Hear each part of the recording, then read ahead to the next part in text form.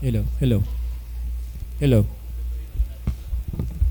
Magandang umaga po sa ating lahat. Wala bang mas malakas na mic?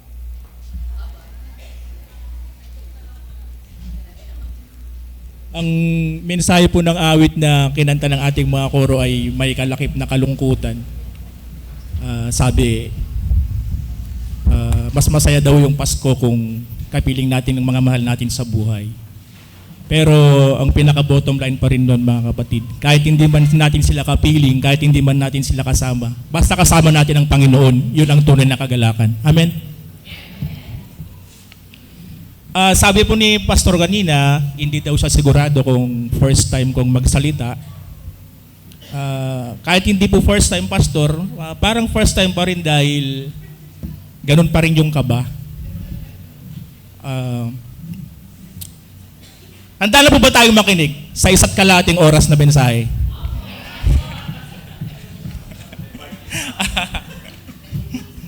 Mga 5 minutes lang po tapos tayo. Sabi ko nga, kinakabahan ako. Alam naman natin kasi na sobra akong mahiyain. Kaya hindi ko maiwasang kabahan. Pero siyempre, para sa Panginoon, lagi tayong handa dapat. Matagal na rin po, bago ako, mga 3 years siguro, ganun. Sa pagkakatanda ko, pandemic, nung ako yung huling tumayo dito. At nung huli ako nagsalita, kumanta rin ako. Kaya ngayon, hindi na muna. Okay. Ang tema po natin ngayon ng umaga ay someone prepares the way. May isang tao na naghanda para sa atin ng daan para makilala natin ang Panginoon. Sa katauhan po ni, sino po? Si Juan Bautista.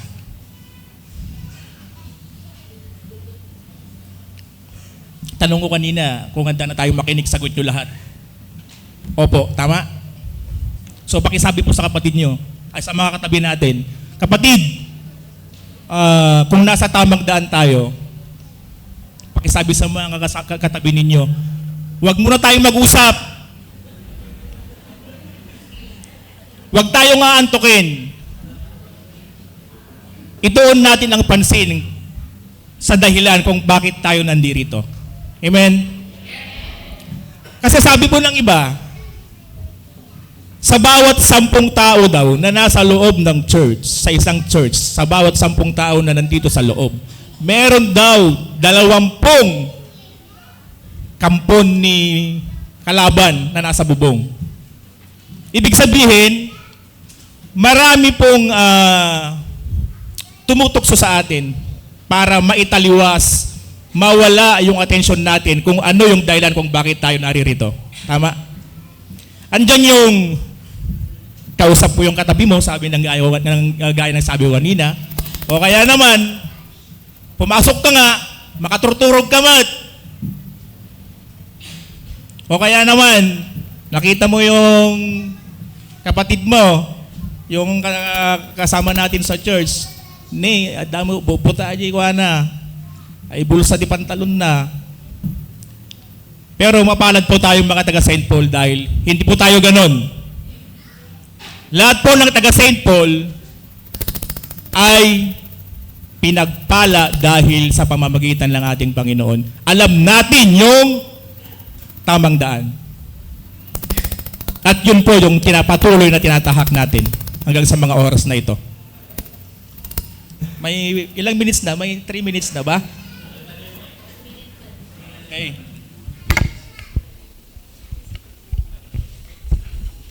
Hello? Balikan po natin yung teksto na ating pinag-aaralan. Magkaroon po tayo ng maikling pagpapakilala kasi in-stock ko siya kagabi about kay Juan Bautista. Hindi malahat nalalaman pero magkaroon po tayo ng brief na pagkilala sa kanya. Si Juan ang masasabi nating nagpakilala ng unang pananampalataya natin sa Panginoon. Tama? Bakit po? Kasi po, siya po yung nagturo ng daan. Nagturo kung nasaan ang Panginoon. Sabi po niya, there He is! Andyan na ang kordero ng Diyos. Kaya tayong lahat po ay naririto ngayon. Amen? Si Juan po ay anak po ni Zacarias. Tama po ba, Pastor? At ni Elizabeth. Si Elizabeth, hindi ko po alam kung ano yung trabaho niya. Pero si Zacarias, nagsaserve siya sa templo. Pari. So may pari pala noon na, kasi sa mga panahon ngayon, bawal pong sa paniniwala ng mga Katoliko, bawal pong makipag-isang dibdib ang isang pare. Si Zacarias at Elizabeth ay talagang naniniwala sa Diyos noong una pa man. Umabot na sila sa katandaan pero mula noon, hindi po sila nagkaroon ng anak. Kaya suwing magdarasal silang mag-asawa, yun at yun lagi ang kanilang hinihiling. Yung magkaroon sila ng anak. Isang araw si Zacarias, habang siya'y nasa templo, siya'y mag-isa, nagpakita sa kanya ang isang anghel. Parang same story rin kay Jose at Maria. Kinausap siya ng anghel. Ipinahayag sa kanya ng anghel na, Zacarias, sabi, magkakaroon kayo ng anak ng iyong asawa. At siya ay papangalanan niyong Juan. Excuse me.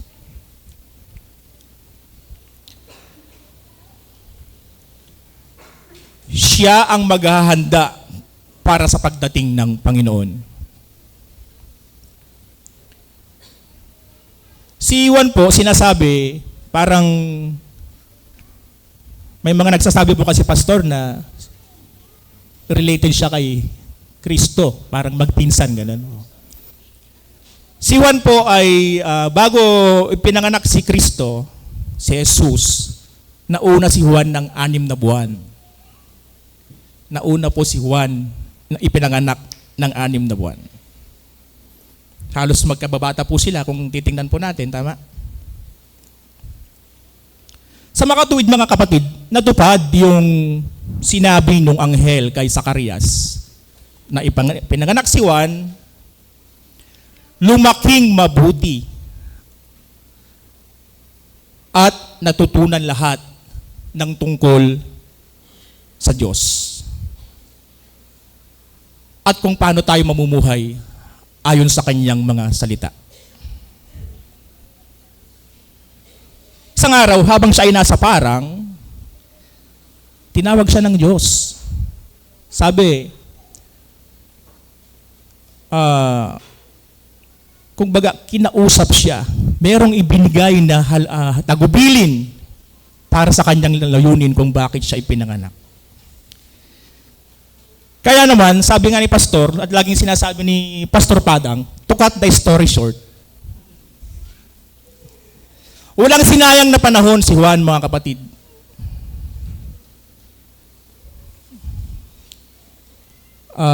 Kinausap niya yung mga tao. Sabi niya, magsisi kayo at talikdan na ang inyong mga kasalanan. Sapagkat parating na ang kaharian ng Diyos. Mga kapatid, kung i-assess natin yung mga sarili natin, ngayong mga oras na ito, sa palagay ba natin, nararanasan na natin yung kaharian ng Diyos? Kailangan ko po ng tugon. Hindi po ako magpapatuloy. Nararanasan po ba natin ngayon ang kaharian ng Diyos? Amen. Kaya nga po tayo andito ngayon.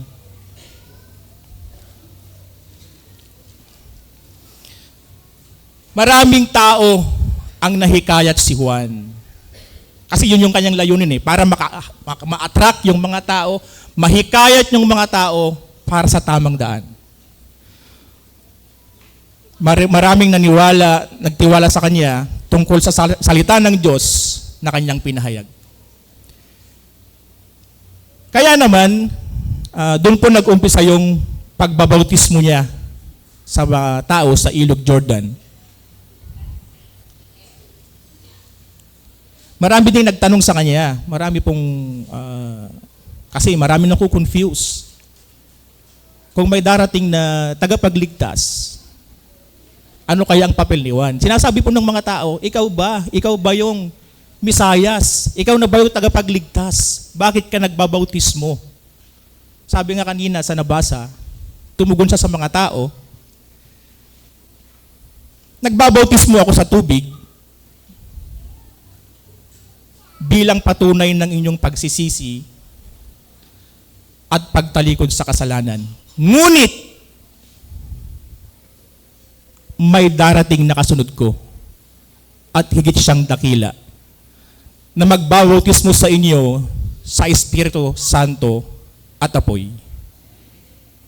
Higit na makapangyarihan kaysa sa akin at siya nga po ay si Jesus. Mga minamahal kong kapatid, imagine our lives walking the wrong way. Imagine our lives traveling the wrong way. Isipin natin kung gaano kamiserable ang buhay kung wala tayong guidance from our parents mula nung sinilang tayo. Walang nagbulat sa atin ng tama at mali. Walang nagturo sa ating mabuting asal sa pamamagitan ng mga magulang natin. Wala tayong mga guro na naging malaking parte sa paglinang ng ating mga kaalaman. Kung wala tayong mga kaibigan na nagpapaalala ng ating mga kahalagaan at limitasyon. Kung wala tayong mga tao o wala tayong mga taong naging instrumento upang makilala natin ang Panginoon. Imagine po, ano kayang klaseng buhay meron tayo? Diba? Parang napakasalimuot, parang napakakomplikado, parang napakamiserable. Dahil wala tayong direksyon kasi hindi natin alam yung tamang daan. Tama? Hindi lang po si Pastor Quaresma yung malakas ang boses. Hindi lang po si Apong Arnold, ako rin pala.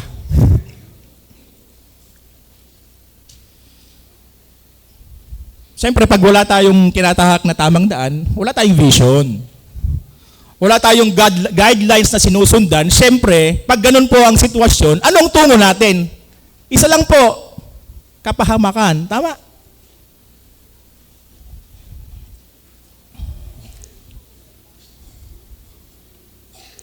So, sabi ko kanina, naririto tayong lahat, nasa tamang daan po tayo. At yun yung nagbibigay sa atin ng tunay na kagalakan.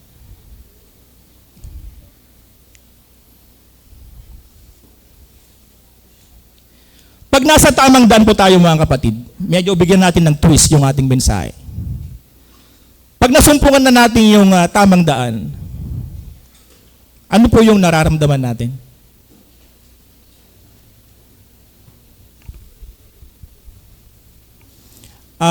Sa akin po, mayroon lang akong ibabahagi.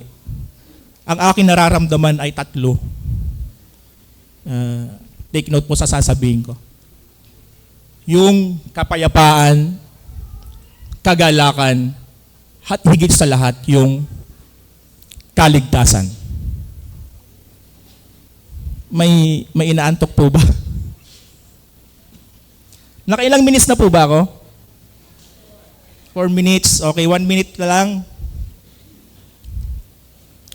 Sa bagay mga kapatid, hindi naman po madali Hindi po madali yung pagtahak sa tamang daan. Tama?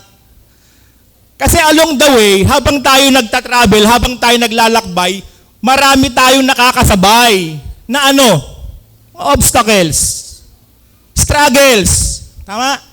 Mga challenges na pumipigil sa atin sa paglakbay. O kaya naman, yun yung nagliligaw sa atin. Dahilan kung bakit tayo hindi nagpapatuloy.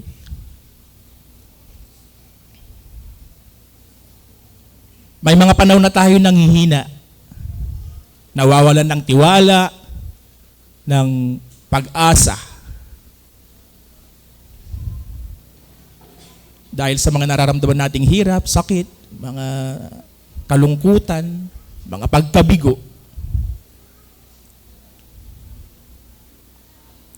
Pero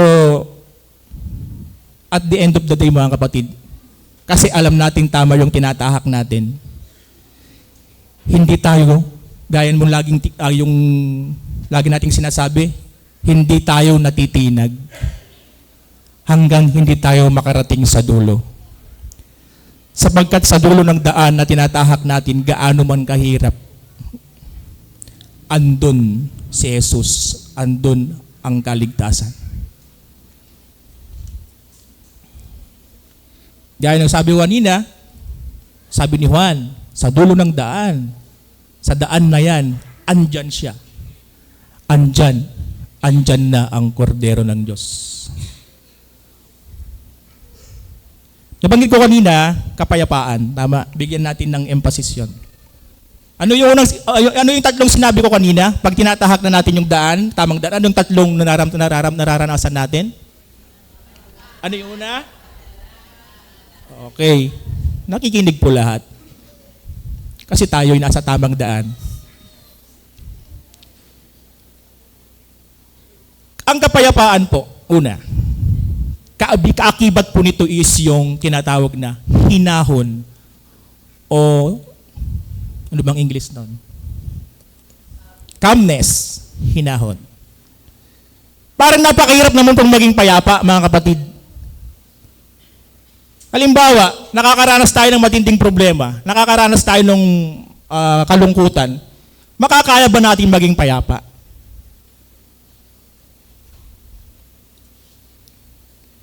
Kasi pag payapa ka, sabi, walang pressure, walang hassle, wala kang alalahanin. Pero sa atin, syempre, natural lang po na makaramdam tayo ng kaba at takot. Minsan, lagi kong, pag napag-uusapan nga namin ng aking asawa, kasi madalas naliligalig din po ako eh. No amok ngawan isaang me, rabi ipay lang agkabkabaan akon. Isipan ko no pagalan, no bigat. Pero tingnan natin yung kabutihan ng Diyos, mga kapatid. Kahit gaano tayo natatakot para sa isang bagay.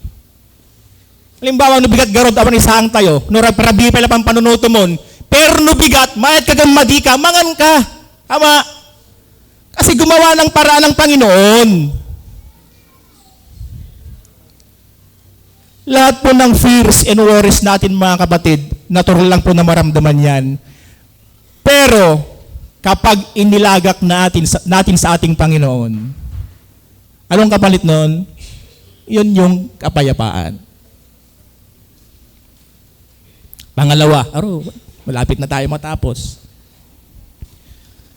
Pangalawa po yung kagalakan, isa po ito sa pinakamahalagang dapat maranasan natin sa ating mga buhay. Kalakip naman po ng kagalakan, yung kung kapayapaan kanina is yung calmness o hinahon. Yung kagalakan, kalakip nito yung acceptance o pagtanggap. Meron pong pagkakaibang kagalakan sa kasiyahan. Joy or happiness. Ang kasiyahan po, nararanasan natin yan. Halimbawa, nangabak tayo di eleksyon, nagdadala yun ng kasiyahan. Kasi nanalo tayo. Tama. Pag may mga parties, may mga pagdiriwang tayong dinadaluhan, tayo'y nagsasaya. Nagdadala yun ng kasiyahan. No, napa-autograph mo ajay idol mo ti basketball, nagdadala yun ng kasiyahan. Pag nanalo ka sa isang kompetisyon, sabi ko nga kanina, siyempre magdadala yun ng kasiyahan. Subalit, ang kagalakan mga kapatid, ay hindi bunga ng masasayang nangyayari sa ating paligid. Ang kagalakan ay nanggagaling sa kalooban. Joy comes from within. Ito'y nagmumula sa personal na relasyon natin sa Panginoon. Bakit tayo nagkaroon ng personal na relasyon sa ating Panginoon? Dahil naniniwala tayo sa Kanya. Tinahak natin yung tamang daan na itinuro sa atin.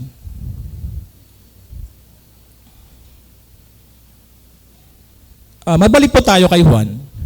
Ang kagalakan ni Juan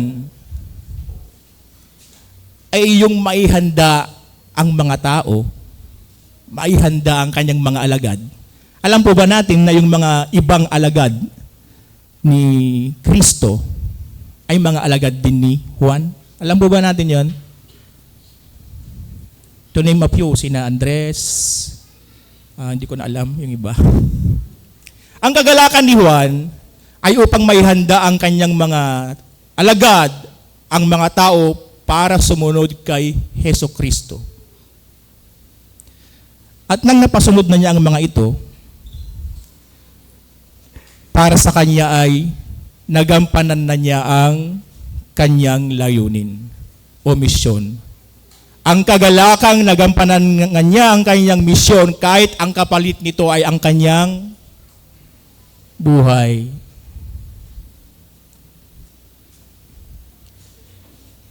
So, ang nagbigay sa kanyang kagalakan ay ang relasyon sa Panginoon. Kaya ito'y maaari din nating maranasan kapag si Kristo ay sumasa atin. Ang kagalakan po mga kapatid, naniniwala ba kayo na pwedeng mag-exist kahit nasa gitna tayo ng kalungkutan? Kapag nasa tamang daan tayo, kaya po noon mga kapatid. Halimbawa, sa literal na halimbawa mga kapatid, nung nawala si father ko, nung namatay, syempre, pag namatay yung isang mahal sa buhay, mga kapatid, hindi mo na siya makikita. Tama? Hindi mo na siya makakausap. Hindi mo na siya makakapiling. Masakit sa pakiramdam. Malungkot. Pero kalakip ng sakit at lungkot na yon ay yung kagalakan dahil alam ko na naihanda niya ang kanyang sarili. Alam ko na naihanda namin siya sa pagharap sa Panginoon. Ganon din po tayo, mga kapatid. Ang kagalakan nag-i-exist sa kabila ng mga pagdurusa. Naniniwala po kayo doon? Isang patunay dyan, nung unang panahon, nung tinutuligsa yung mga naniniwala kay Kristo, andyang pinapatay po sila, pinahihirapan.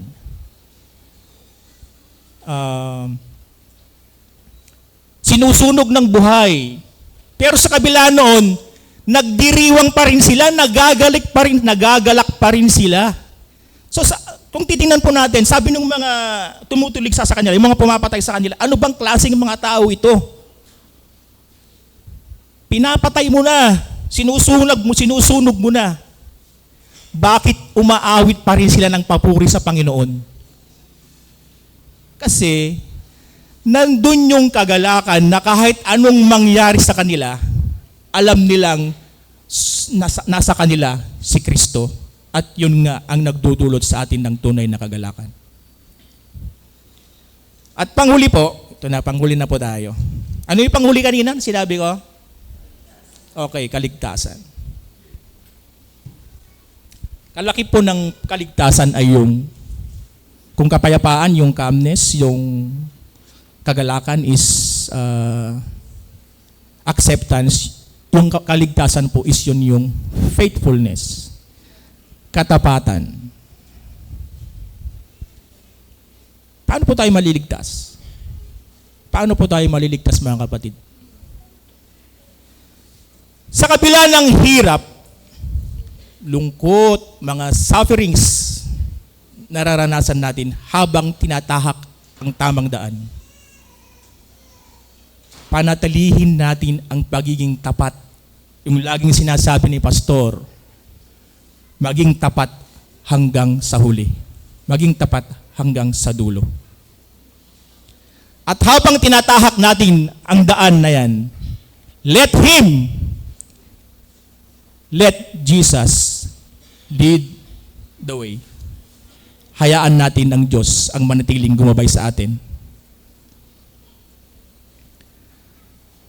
Sa panahon ngayon mga kapatid, marami pong mga tao, marami pong mga kapatid natin ang naliligaw ng landas. Hindi po nila makita yung tamang daan para sa kanilang kaligtasan. Hayaan po natin ang ating mga sarili. Gaya ni Juan Bautista, na magsilbing ilaw, magsilbing mapa, magsilbing navigation system para masumpungan ang tamang daan patungo sa kaligtasan sa pamamagitan ni Kristo. At sabay-sabay nating sabihin, ayan na siya. Ayan na ang kordero ng Diyos. Sa ngalan ng Ama, ng Anak, at ng Espiritu Santo. Amen.